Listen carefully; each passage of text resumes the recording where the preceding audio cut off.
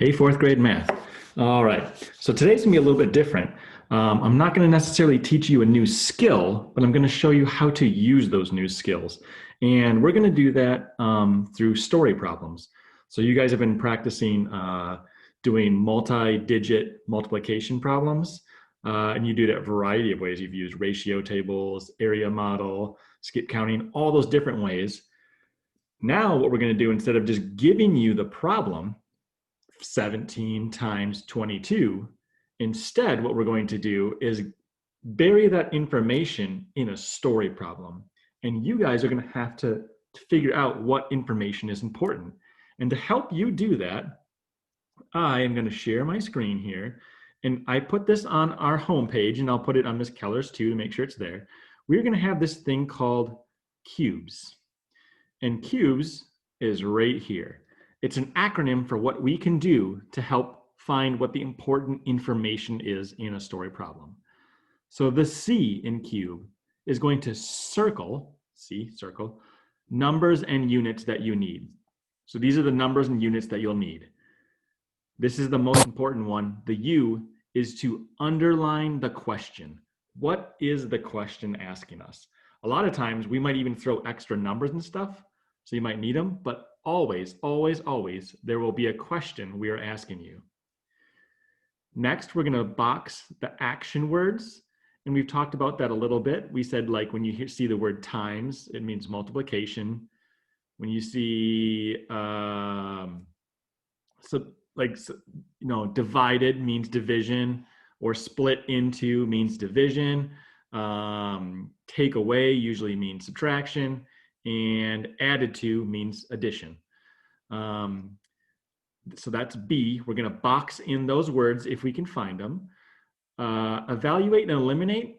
I don't use this one so much. So sometimes I just say Cubs, and a lot of you Cubs fans might like that. But this one is cubes. But it's just evaluate, or just kind of do your next step and try to start solving the problem. And the S is to show your work. So to help us do that, I am going to stop sharing the screen here, but I am going to switch my camera. We're going to go over some problems together using cubes. So I have a word problem here. I'll give you the general information first. It says Mario loves marbles and is always adding new marbles to his collection. Help Mario keep track of his marbles in the following problems. Show your work using numbers, labels, sketches, or words. Write multiplication equations for problems 1 and 2. So one of our things in cubes is already checked off. So I'm going to write right here on the side, C.U.B.E.S.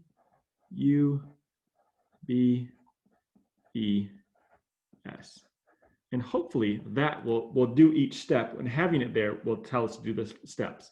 So first step is circle the important information. So let's read our problem first. Mario organizes some of his marbles. He uses a lot of marbles to make 11 piles. Each pile has 14 marbles. How many marbles did he use in all? So when we look at our C again, it's circle all the numbers in units. So I'm going to circle right here, 11 piles and 14 marbles in each pile. Next, we need to underline the question. This is one of the most important ones. How many marbles did he use in all is our question. This one's easy because it's the very end, and it literally has the question mark there for us. B is we're going to box in the words. And I'm looking through this one. He organized marbles he used to make piles, each pile 14. I don't actually see any of those words in there, like times or anything like that. So there's just not any in there this time. Next, we need to evaluate. What are we going to do? Well, we have 11 piles, and each pile has 14 in it. So we have to add up 11 piles with each having 14. That doesn't seem very efficient to add 14 11 times. 14 plus 14 plus 14. It keeps going and going and going. That doesn't seem very efficient to me. you could make a ratio table. That's one way. And you can do 1 and 14. 2 is 28. And you can keep going down that way if you want. But I like to use the area model. And so you guys are getting pretty good at this. I have my little area model here. And I'm thinking that my equation is 11 times 14 equals something. I'm actually going to write that right here. 11 times 14 equals, we don't know yet. So we're going to use our area model here. I have my dimensions I need to plug in. But I can't just plug in 11 and 14 because I don't know how to multiply that. So I'm going to break it down by its place value. So 11 is not, that first one is not actually a 1, it's worth 10. And that one's worth 1. And this isn't worth a 1, it's worth 10 and 4. Now I have my area model. Now I just need to multiply to fill in all the boxes. 10 times 10, some of you guys know that right off the bat. If you don't, you can always do the 0 trick. 0 plus 0, 2 zeros, and 1 times 1 is 1, 100. 10 times 4, that's our next box here. 10 times 4 is 4 tens. 10, 20, 30, 40.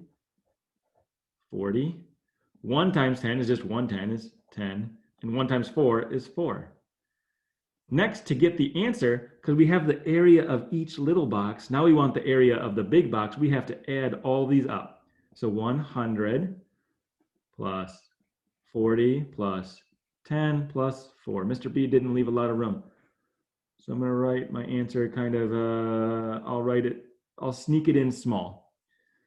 0 plus 0 plus 0 plus 4 is 4. 0 plus 4 plus 1 is 5. 1 plus nothing is 1. So it's 154. That's our answer. 154. 154 what? We should use our units here. 154 marbles. So this was just an example of how we use cubes. We are going to use it all year when we get story problems, because you guys are going to get many, many story problems. And today for our independent work, you're going to have some story problems where you can use these methods. You can circle units, underline the question, box the key words, evaluate, and then solve and check your work. So this was just an example. We're going to go over this in class again. If you have any questions, please let me know. Otherwise, I'm going to switch the camera around so I can wave goodbye to you. And I will see you in live time. Bye.